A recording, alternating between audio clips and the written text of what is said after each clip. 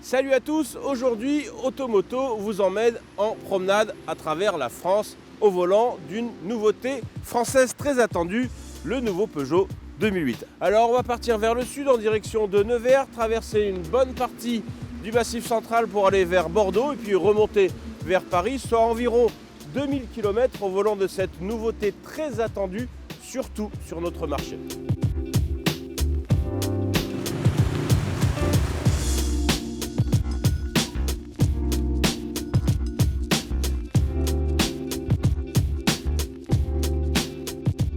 Ça y est, nous sommes partis, nous avons enfin pu nous extraire de la circulation très dense de la région parisienne en direction de Nevers sur l'autoroute A77, l'autoroute dite des arbres.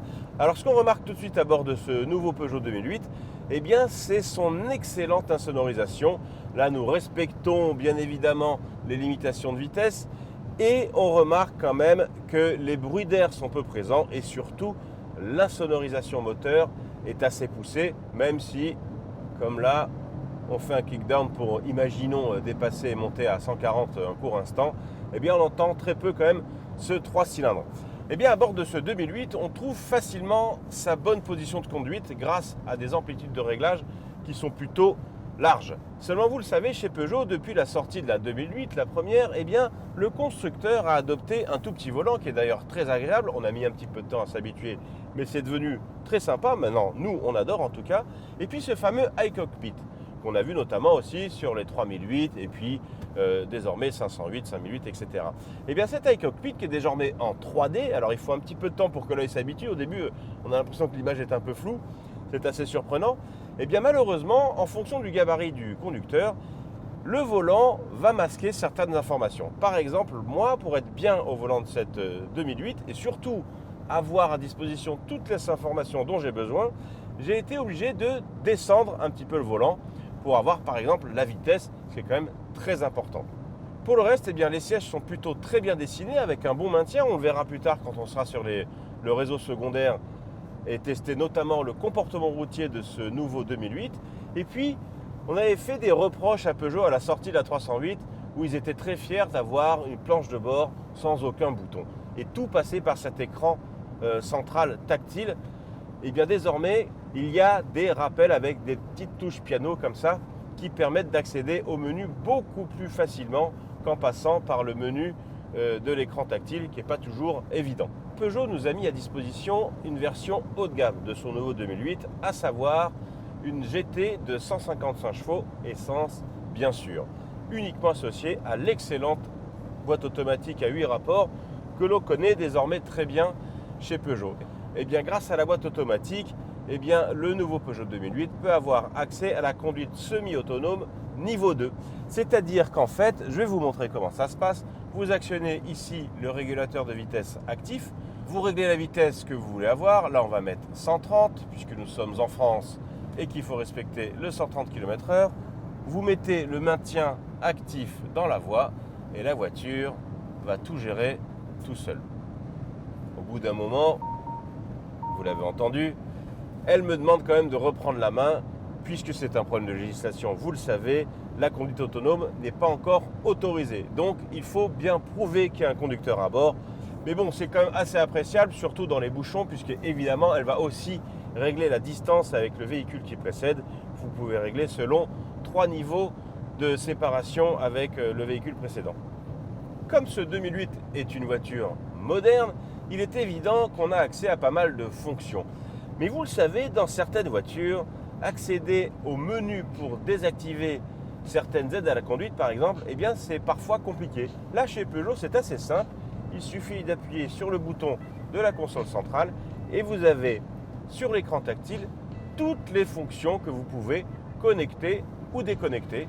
Par exemple, le passage automatique de code à phare, il suffit d'appuyer sur Off et voilà. Et si jamais on se pose la question à savoir à quoi sert cet équipement, on appuie sur I et il vous explique commutation auto feu de route, bascule automatiquement des feux de route aux feux de croisement lorsqu'un véhicule arrive en face. C'est très pratique.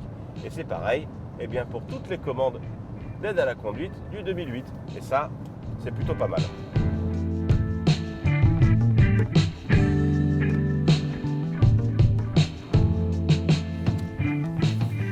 simple, dès qu'on fait une petite pause quelque part en France, on tombe forcément face à l'ancien 2008 qui s'est quand même très bien vendu chez nous.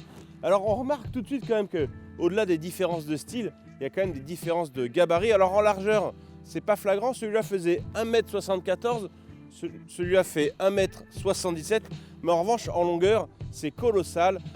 On passe de 4m16 à 4m30, donc on peut pratiquement considérer que le nouveau 2008 a changé de catégorie.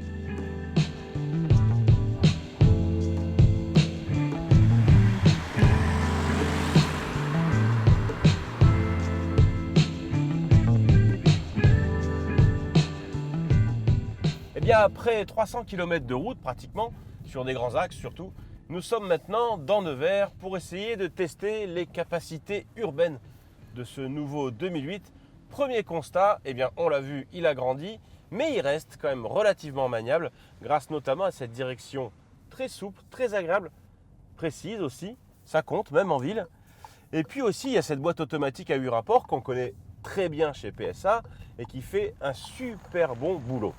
Ensuite, qu'est-ce qu'on peut dire? Eh bien, c'est qu'on s'attendait avec des lignes un petit peu sportives comme ça à ce que ce 2008 soit un peu ferme. On l'a vu d'ailleurs sur certaines Peugeot récentes, les 3008 ou les 5008 manquent un peu de confort à cause de suspension trop dure à notre sens.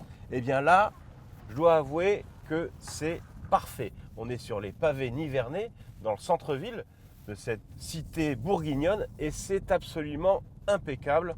L'amortissement fait très bien son travail. En revanche, eh bien, si on trouve que le 2008 passe son examen urbain haut la main, puisque ça va être une voiture qui va être utilisée autant en ville sur route que sur autoroute, un peu une voiture à tout faire, je trouve malheureusement que bien qu'elle soit très moderne, eh bien, l'écran du GPS manque vraiment de raffinement. Il y a des constructeurs qui font beaucoup mieux. Ici, les graphismes font vraiment dater et sur une voiture moderne, ça fait tâche. Par exemple, chez Volkswagen, pour ne citer que cette marque concurrente, eh bien, on peut retrouver des écrans de bien meilleure qualité sur des modèles bien plus bas de gamme, comme par exemple une Polo. Et ça, c'est dommage.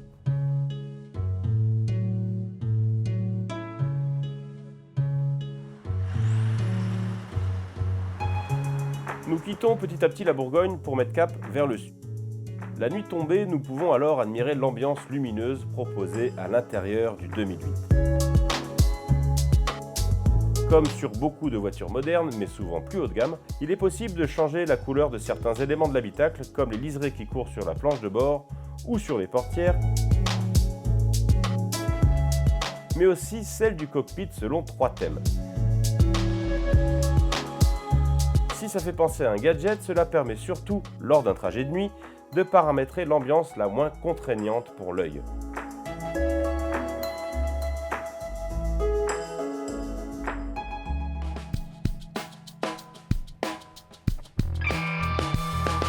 2008, deuxième jour, ici à Besse, dans le Puy-de-Dôme, où vous l'avez vu, l'hiver est vraiment arrivé. Alors on va essayer de traverser une autre partie du Massif central, vers le Cantal, avec ce nouveau 2008, direction Aurillac.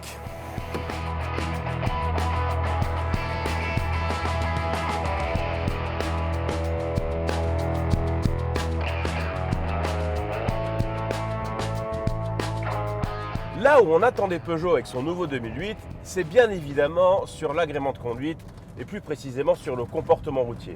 Alors pas de doute, autant vous le dire tout de suite, on est bien chez Peugeot.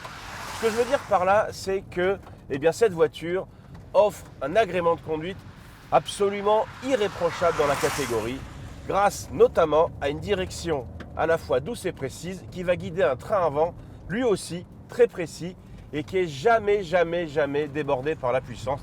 Il est vrai relativement modeste sur cette version pourtant haut de gamme de 155 chevaux. Alors pour parler un petit peu du moteur, ce 3 cylindres que l'on connaît très bien, surtout en version 130 chevaux, ici boosté à 155 chevaux, propose des performances quand même relativement intéressantes et largement suffisantes pour l'utilisation d'un 2008, une utilisation plutôt familiale. Mais comme on le voit ici sur les petites routes, du Puy-de-Dôme, dans un état pas possible puisqu'il a neigé cette nuit, c'est relativement glissant, eh bien la voiture est difficile à prendre en défaut. Malgré le rythme un peu soutenu que l'on a aujourd'hui à son volant, eh bien on prend vraiment du plaisir. La voiture freine hyper bien, le train avant, je vous l'ai dit, est absolument irréprochable, ce qui participe bien évidemment à la tenue de route de l'ensemble et au comportement routier. Et là où c'est plus fort, c'est qu'on pourrait s'attendre à un confort un peu ferme. C'est-à-dire que le compromis, l'homogénéité de la voiture entre comportement routier efficace, tenue de route et confort est absolument fabuleux. On prend vraiment un réel plaisir à conduire ce 2008. Et il y a un autre truc qui participe à ce plaisir de conduite, on en a déjà parlé, mais on le redit, eh bien, c'est cette boîte automatique à 8 rapports. Elle est d'origine japonaise, c'est une Aisin et elle fait très bien le boulot. À la fois douce, réactive et rapide. Franchement, c'est un must. Alors, je ne sais pas si vous vous souvenez, mais sur certaines productions de la marque, comme la 308 GTI par exemple, une voiture qu'on adore pour son agrément de conduite et son plaisir de conduite, eh bien, il y avait une position sport qui apportait une sonorité totalement artificielle via les haut-parleurs. Et bien, sur le nouveau 2008, c'est la même chose, mais c'est mieux fait. Alors certes, on sent que c'est artificiel, mais écoutez,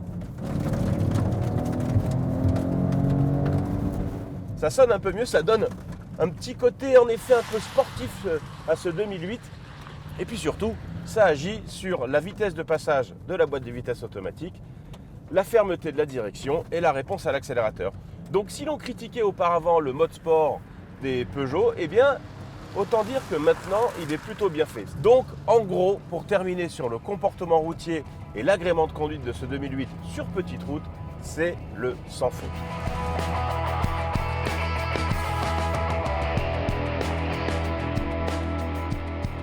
Au fil des kilomètres, nous apprécions toujours autant le plaisir au volant procuré par le 2008, surtout sur les routes sinueuses d'Auvergne. Nous mettons le cap vers Aurillac avec une météo de plus en plus clémente qui permet d'apprécier la beauté des paysages. Après une halte dans la préfecture du Cantal, nous reprenons la route vers Bordeaux, située à 300 km.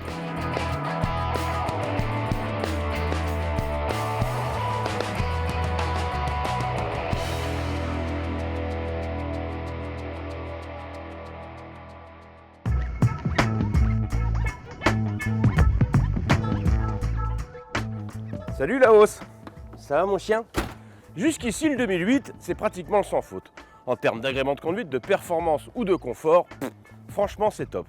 Mais une voiture, c'est aussi des aspects pratiques. Déjà ça commence par l'accès sans clé à distance et ça, c'est vachement bien. Malgré 14 cm de plus en longueur par rapport à l'ancien 2008, le volume du coffre perd 5 litres avec seulement 405 décimètres cubes sous la tablette. Le double plancher amovible permet toutefois de gagner 29 litres, mais la surface de chargement n'est pas plate. À l'arrière, il y a du mieux avec un espace aux jambes qui gagne 3 cm et une garde au toit suffisante pour les grands, mais on regrette l'absence de banquette coulissante comme sur le récent Renault Captur qui propose une meilleure habitabilité et un coffre plus généreux.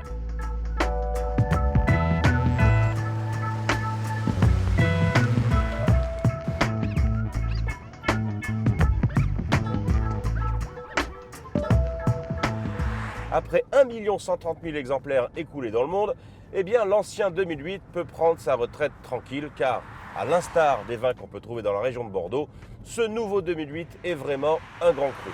Toutefois, il a quand même des défauts et il y en a un, c'est la consommation de son 3 cylindres PureTech de 155 chevaux.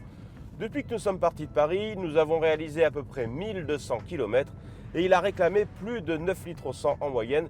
Il est vrai avec une conduite plutôt sportive, mais même avec une conduite plus souple, eh bien, il est difficile de tomber sous les 7 litres et demi au 100 et c'est beaucoup pour un véhicule de cette catégorie.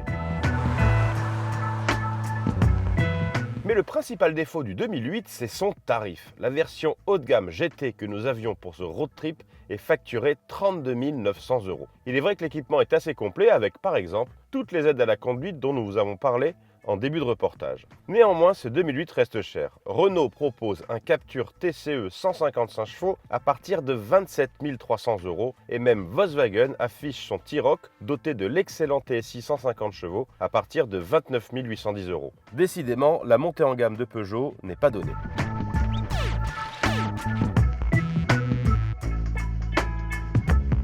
Après 1750 km au volant de ce nouveau 2008, notre road trip s'achève ici à Paris. Vous l'aurez évidemment reconnu. Alors Automoto vous en dit plus sur ce 2008 puisque vous pourrez retrouver sur nos chaînes YouTube et Dailymotion l'essai de la version diesel 100 chevaux ainsi que de la version électrique. Et moi je vous dis à très bientôt sur Automoto. Ciao!